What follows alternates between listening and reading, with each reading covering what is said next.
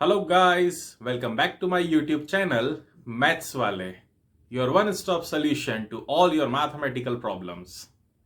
Today's video is going to be very important. क्या आज मैं कोई important topic पढ़ाने वाला हूं? नहीं. क्या आज मैं important questions कराने वाला हूं? बिल्कुल भी नहीं. तो आज का ये वीडियो important क्यों होने वाला है? मैं ऐसा क्या बताने वाला हूं कि आज का वीडियो बहुत इंपॉर्टेंट होने वाला है. सी, आपने थंबनेल तो देख ही लिया होगा. Basic mathematics versus standard mathematics की मैं बात करने वाला हूं. जैसे ही क्लास 10th चालू होती है, सबसे बड़ा कंफ्यूजन स्टार्ट हो जाता है, स्टूडेंट के मन में भी और पेरेंट्स के मन में भी. क्या कंफ्यूजन होता है कि बेसिक मैथ्स लें कि स्टैंडर्ड मैथमेटिक्स लें. कुछ केसेस में तो कंफ्यूजन इतना बढ़ जाता है कि सब्जेक्ट लेने के बाद भी हम कंफ्यूज्ड रहते हैं. कुछ बच्चे स्टैंडर्ड मैथमेटिक्स ऑप्ट कर लेते हैं. थोड़े टाइम पढ़ने के बाद उनको लगता है कि भैया ये हमसे ना हो पाएगा, तो वो सब्जेक्ट को चेंज करके बेसिक में आने की कोशिश करते हैं. कुछ बेसिक ले लेते हैं और वो कोशिश करते हैं स्टैंडर्ड में जाने की. होता रहता है. क्यों? कंफ्यूजन. हमें पता ही नहीं होता है कि हमें लेना क्या है. बट आज के इस वीडियो से सारी स्थिति क्लियर कर दूंगा. वीडियो पूरा देखना, बिल्कुल भी स्किप नहीं करना है. गारंटी देता हूं इस वीडियो को देखने के बाद आप बिल्कुल फिक्स कर देंगे कि यस बेसिक लेना है, यस स्टैंडर्ड लेना है. कंफ्यूजन वाली स्टेट खत्म हो जाएगी. बट वीडियो पूरा देखना पड़ेगा. ठीक है. अगर अब तक लाइक, सब्सक्राइब, शेयर नहीं करा है तो जरा जल्दी से कर दो. बहुत एनालिसिस लगती है ऐसे वीडियोस को बनाने में. ठीक है. जल्दी से सब्सक्राइब कर दें, लाइक कर दें, शेयर कर दें और जरा हमारे इंट्रो को रोल आउट कर दो. उसके बाद हम हमारा टॉपिक स्टार्ट करते हैं.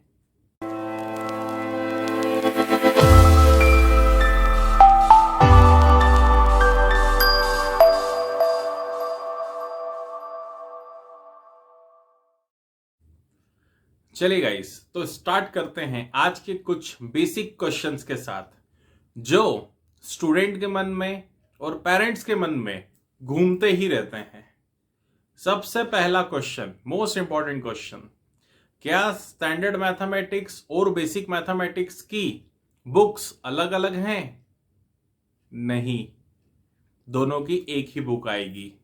दूसरा क्वेश्चन, क्या स्टैंडर्ड मैथमेटिक्स और बेसिक मैथमेटिक्स का सिलेबस अलग अलग होता है? बिल्कुल नहीं, सेम सिलेबस होता है. नेक्स्ट क्वेश्चन, क्या स्कूल में अलग अलग क्लासेस लगती हैं? जी नहीं, बिल्कुल भी नहीं. नेक्स्ट क्वेश्चन, क्या अलग अलग टीचर्स पढ़ाते हैं स्कूल में? जी नहीं, बिल्कुल भी नहीं. अगला क्वेश्चन, क्या स्टूडेंट बेसिक और स्टैंडर्ड को एक साथ ऑप्ट कर सकते हैं? बिल्कुल भी नहीं, ये बिल्कुल भी पॉसिबल नहीं है. एक मयान में एक ही तलवार रहती है, दो नहीं रह सकती.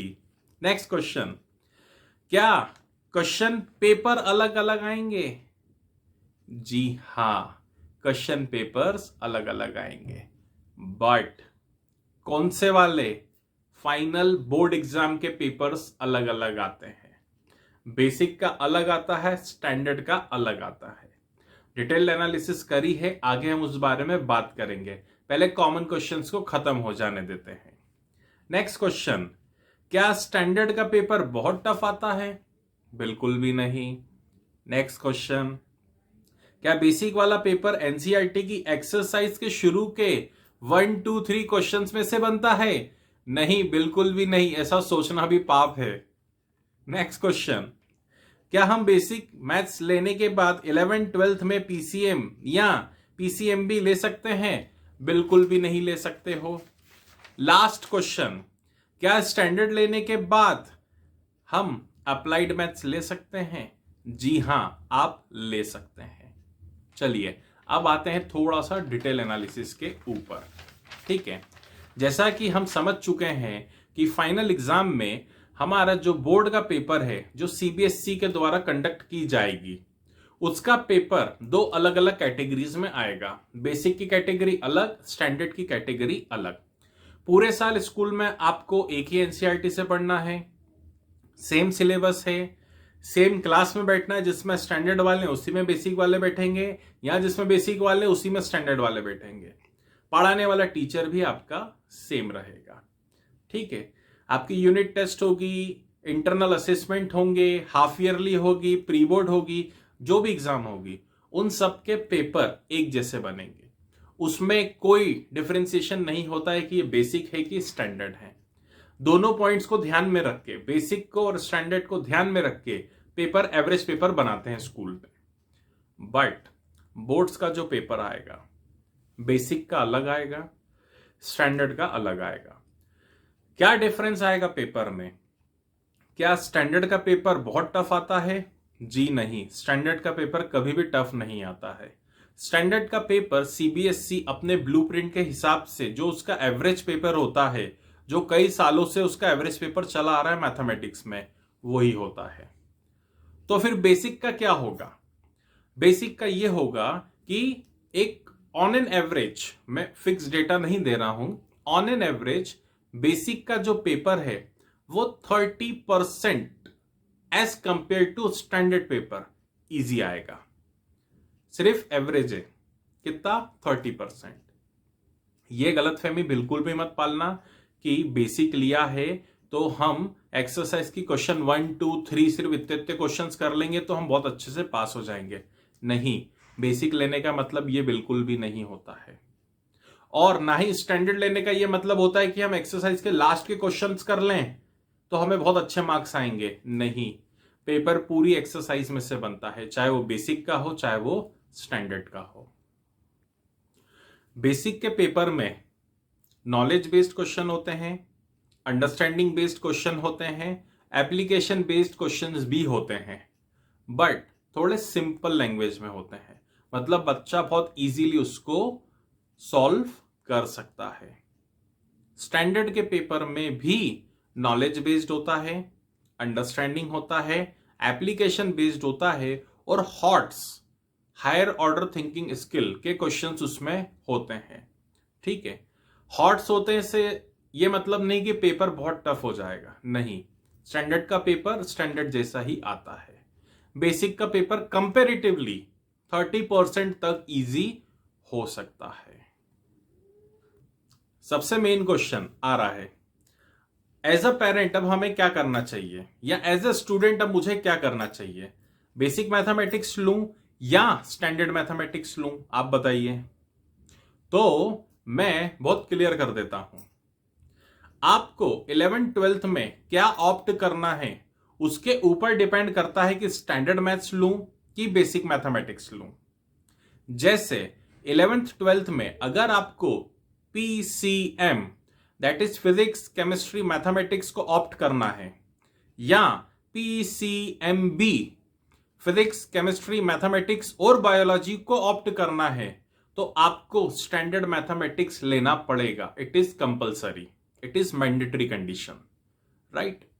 बट अगर आपको पीसीएम और पीसीएमबी नहीं लेना है तो आप बेसिक मैथमेटिक्स के लिए जा सकते हैं। अब बेसिक मैथ्स लेने के बाद आप अप्लाइड मैथ्स ऑप्ट कर सकते हैं, जो कॉमर्स और दूसरी स्ट्रीम्स के साथ as a optional subject available है। ठीक है, तो स्टैंडर्ड मैथ्स लेके पीसीएम या पीसीएमबी ले सकते हैं, बेसिक मैथमेटिक्स लेके हम अप्लाइड मैथमेटिक्स ले सकते हैं, जो किसके साथ आएगा? कॉमर्स के साथ और दूसरी स्ट्रीम के साथ एज एन ऑप्शनल सब्जेक्ट आएगा हमारे पास में। नेक्स्ट क्वेश्चन, क्या हम स्टैंडर्ड मैथमेटिक्स लेने के बाद अप्लाइड मैथ्स को ले सकते हैं? तो आंसर है यस। स्टैंडर्ड मैथमेटिक्स मतलब आप हायर लेवल पे हो, आप उस लेवल से किसी भी लेवल पर जा सकते हो। पीसीएम भी ले सकते हो, पीसीएमबी भी ले सकते हो, और अप्लाइड मैथमेटिक्स भी ले सकते हो। बेसिक के साथ ये ऑप्शंस आपको नहीं मिलेंगे। बेसिक के साथ सिर्फ एक ही ऑप्शन मिलेगा, और वो ऑप्शन क्या है? Applied mathematics. ठीक है, एक सजेशन, अगर आपको फ्यूचर में मैथमेटिक्स से कोई लेना देना है ही नहीं। पढ़ने में टफ होता है ऐसा कुछ है तो मैं उसकी बात नहीं कर रहा। फ्यूचर में अगर आपको मैथमेटिक्स सब्जेक्ट का कोई काम नहीं है तो मैं बोलूंगा बेसिक मैथमेटिक्स के साथ जा सकते हो, ठीक है। बट जैसा कि हमें पता है कि हम आगे जाके कोई ना कोई कॉम्पिटिटिव एग्जाम तो फेस करेंगे ही करेंगे। आईआईटी जेईई करें, सीएस करें, टोएफल करें, कोई सी भी एग्जाम हम फेस करें, वहां पे डायरेक्टली या इनडायरेक्टली मैथमेटिक्स सब्जेक्ट इन्वॉल्व होता है। या तो डायरेक्ट मैथमेटिक्स सब्जेक्ट आ जाएगा या मेंटल एबिलिटी टेस्ट जिसको हम मैट बोलते हैं, MAT, ये भी मैथमेटिक्स की एक ब्रांच है, उसी का एक पार्ट है, या तो ये आ जाएगा। तो उस समय क्या होता है, हमारे कॉन्सेप्ट्स क्लियर नहीं होते हैं तो हमें क्या करना पड़ता है, क्रैश कोर्स लगवाना पड़ता है। तो भैया वो 30 दिन का क्रैश कोर्स में क्या ही समझ पाओगे। तो इसलिए अभी स्टैंडर्ड मैथमेटिक्स लेके हम हमारे लेवल को अपग्रेड कर सकते हैं ना। बट मेरा एक पर्सनल ओपिनियन आप लोग मानेंगे, एक पर्सनल, ये सिर्फ पर्सनल ओपिनियन है। स्टैंडर्ड मैथमेटिक्स हम जब लेते हैं तो हमें एफर्ट्स भी उस स्टैंडर्ड लेवल के करने होते हैं। मैं बेसिक मैथमेटिक्स को अंडर एस्टिमेट नहीं कर रहा हूं, ठीक है। मैं सिर्फ एक सिनेरियो आपके सामने क्लियर करना चाह रहा हूं। स्टैंडर्ड मैथमेटिक्स के लिए हमें एफर्ट्स स्टैंडर्ड लेवल के करने पड़ते हैं। तो जब हम उस स्टैंडर्ड लेवल के एफर्ट्स करते हैं तो माइंड में कुछ प्रेशर आता है, तो हम सोचते हैं कि हमें एफर्ट्स ज्यादा लगाने हैं। उस एफर्ट्स को ज्यादा लगाने के चक्कर में हम हमारा रिजल्ट सुधारने की कोशिश करते हैं। बट जब हम बेसिक मैथमेटिक्स ले लेते हैं तो हम सिर्फ इसी गलतफहमी में रह जाते कि यार ये तो बेसिक मैथमेटिक्स से, ये तो बहुत इजीली हम कर ही लेंगे, और वहां पर पूरा गेम खराब हो जाता है। ये मेरा ऑब्जर्वेशन है। हमने देखे ऐसे बच्चों को जो बेसिक मैथमेटिक्स लेने के बाद भी गड़बड़ कर गए और स्टैंडर्ड मैथमेटिक्स लेने के बाद भी बहुत अच्छा स्कोर कर गए। एक कंपैरिजन देता हूं छोटा सा। 80 मार्क्स का बोर्ड का पेपर होगा। अगर आपने स्टैंडर्ड मैथमेटिक्स लिया है और अगर आपके 68 मार्क्स आ गए आउट ऑफ 80, ठीक है, और अगर आपने बेसिक मैथमेटिक्स लिया है, अगर आपके 73 74 मार्क्स आ गए आउट ऑफ 80, तो मैं बोलूंगा कि स्टैंडर्ड मैथमेटिक्स लेके 68 मार्क्स लाना वर्थ रहेगा, क्योंकि स्टैंडर्ड है। स्टैंडर्ड तरीके से पढ़ेंगे ना तो हमारा जो माइंड का डेवलपमेंट है ना, वो भी उसी लेवल पर होता है। और अगर आपको पता है कि हम स्टैंडर्ड मैथमेटिक्स अगर ले लेंगे और हमारे 80 में से 20 25 इससे ज्यादा नंबर नहीं आने वाले, और हम बेसिक में इससे ज्यादा अच्छा परफॉर्म करके हम हमारे ओवरऑल परसेंटेज को सुधार सकते हैं, तो मैं सजेस्ट करूंगा कि फिर आपको बेसिक मैथमेटिक्स ही लेना चाहिए। कुछ बच्चे इस डिलेमा में भी होते हैं कि क्यों ना बेसिक मैथमेटिक्स ही ऑप्ट कर लें, हम इससे हमारे ओवरऑल परसेंटेज को तो सुधार लेंगे। बट उन बच्चों को मेरी एक छोटी सी सलाह है, एक छोटा सा सजेशन है कि आपकी सोच बिल्कुल सही है, बिल्कुल गलत नहीं है। आप स्टैंडर्ड मैथमेटिक्स और बेसिक मैथमेटिक्स में जब कंपैरिजन करोगे तो बेसिक का पेपर इजी आएगा, नो डाउट इजी आएगा। आप आपका परसेंटेज इंप्रूव कर सकते हो, बट एट द एंड आपके पास जो ऑप्शंस होंगे मैथमेटिक्स सब्जेक्ट को लेके वो खुद से ही कम हो जाएंगे। तो जो भी डिसीजन लो, बहुत सोच समझ के, बहुत वाइज डिसीजन लें, क्योंकि ये बहुत टफ टाइम है। बहुत से केसेस देखे हैं जहां पर बच्चों ने गलत सब्जेक्ट सिलेक्ट कर लिया, मींस स्टैंडर्ड वालों ने बेसिक कर लिया, बेसिक वालों ने स्टैंडर्ड कर लिया, और वो बाद में परेशान होते रहे कि अरे यार कि मुझे तो वो वाला लेना था, काश वो मिल जाता तो मैं उसमें ऐसा आगे कर जाता। ये होता है। इसीलिए बहुत सोच समझ के डिसीजन लें, पेरेंट्स से बात करें, अपने दोस्तों के पीछे नहीं जाना है, किसी से इन्फ्लुएंस नहीं होना है। हमें खुद पता है हमारी सच्चाई, हम कितने पानी में है मैथमेटिक्स सब्जेक्ट को लेके, हमसे ज्यादा बेहतर कोई नहीं बता सकता। इसलिए इन्फ्लुएंस नहीं होना है। पेरेंट्स का गाइडेंस और अपने टीचर के गाइडेंस में ही आपको अपने सब्जेक्ट को ऑप्ट करना है। उम्मीद करता हूं सारी क्वेरीज आपकी खत्म हो गई होंगी। तो ये था मेरा overall analysis basic mathematics versus standard mathematics के ऊपर। मैं फिर से एक बार बता देता हूं कि मैंने ना तो बेसिक मैथमेटिक्स को अंडर एस्टिमेट किया है, ना ही स्टैंडर्ड मैथमेटिक्स को ओवर एस्टिमेट किया है। ये वीडियो मैंने इसलिए बनाया क्योंकि पेरेंट्स को और स्टूडेंट्स को बहुत कंफ्यूजन रहता है, और ये पिछले जब से ये स्टैंडर्ड और बेसिक का क्राइटेरिया चालू हुआ है, काफी पेरेंट्स इन चीजों को लेके कंफ्यूज रहते हैं कि हमें बेसिक लेना है कि मैथमेटिक्स लेना है। मैं उम्मीद करता हूं इस वीडियो के थ्रू मैंने आपके मन में जितने भी क्वेश्चंस हैं उन सबके आंसर दे दिए होंगे। ऐसा कोई पॉइंट शायद नहीं होगा जो मैंने कवर अप करने की कोशिश नहीं करी है। फिर भी अगर आपको ऐसा लगता है कि कोई पॉइंट मुझसे छूट गया है या आपके मन में कोई क्वेरी है, आप कुछ मुझसे पूछना चाहते हैं, तो आप मेरे नीचे दिए हुए मेल आईडी पर मेल करके अपनी क्वेरी को मुझसे पूछ सकते हैं। So thank you very much. आपने इस वीडियो को पूरा सुना, ध्यान से सुना, इसके लिए दिल से thank you. Do like, share, subscribe, इसको अपने दोस्तों के साथ शेयर करो तो उनको भी जो कंफ्यूजन है बेसिक मैथ्स और स्टैंडर्ड मैथ्स को लेके वो दूर हो जाएगा। होप सो आपको ये वीडियो पसंद आया होगा। प्लीज कमेंट करके मुझे बताइए। Thank you very much. मिलते हैं नेक्स्ट वीडियो में। जय हिंद, जय भारत।